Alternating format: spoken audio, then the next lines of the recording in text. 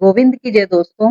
आज वट अमावस्या के शुभ अवसर पर आइए कहानी प्रारंभ करते हैं। प्राचीन काल में भद्र देश के राजा अश्वपति की एकमात्र संतान थी, जिसका नाम सावित्री था। राजा को संतान प्राप्ति कई वर्षों तक पूजा अर्चना करने के बाद हुई थी। कन्या बड़ी होकर अत्यंत तेजस्वी और रूपवान हुई, लेकिन सावित्री के विवाह के लिए उसके पिता को कोई योग्य वर नहीं मिल रहा था। तब उन्होंने सावित्री को स्वयं वर चुनने के लिए कह दिया। तब राजकुमारी सुबह रथ पर सवार होकर निकली, मन में निश्चय कर प्रभु आज मुझे मेरे जीवन साथी से अवश्य मिलाएंगे। कुछ दूर जाकर सावित्री की भेंट साल्व देश के राजा धुमतसेन के पुत्र सत्यवान से हुई।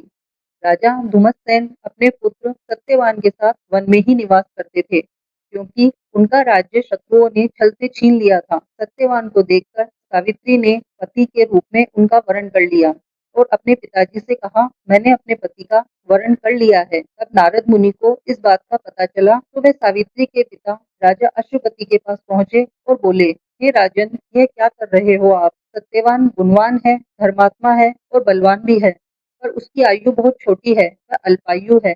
1 वर्ष के बाद ही उसकी मृत्यु हो जाएगी। नारद जी ने सावित्री को चेतावनी देते हुए कहा कि पुत्री, तुमने जिस राजकुमार को अपने वर के रूप में चुना है वह अल्पायु है, तुम्हें किसी और से विवाह करना चाहिए। देवऋषि नारद की बात सुनकर राजा अश्वपति अत्यंत चिंतित और दुखी हो गए।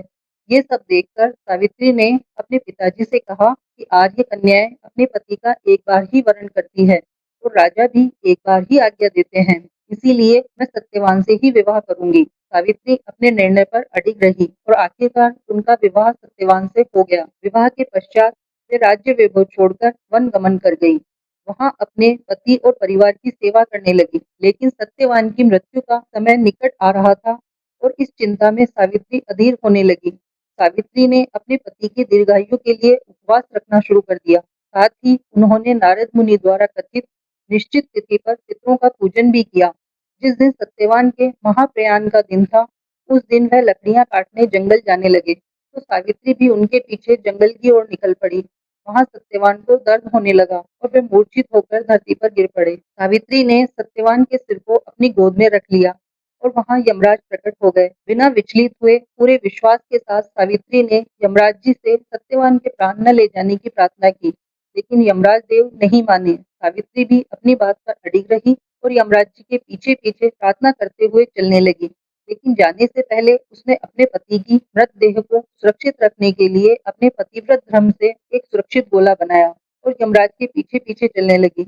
यमराज सावित्री को समझाने की कोशिश करने लगे, यही विधि का विधान है, लेकिन सावित्री ने उनकी एक न सुनी। आखिरकार सावित्री की निष्ठा को देखकर यमराज ने कहा कि हे देवी, तुम धन्य हो, मैं सत्यवान के प्राण तो नहीं छोड़ सकता, तुम मुझसे कोई 3 और वर मांग लो। पहले वर में सावित्री ने अपने सास ससुर की आंखों में रोशनी, राजपाट और धन वैभव मांगा। दूसरे वर में अपने माता पिता के लिए एक गुणवान पुत्र मांगा और तीसरे वर में अपने पति से 100 पुत्रों की माता होने का वरदान मांगा।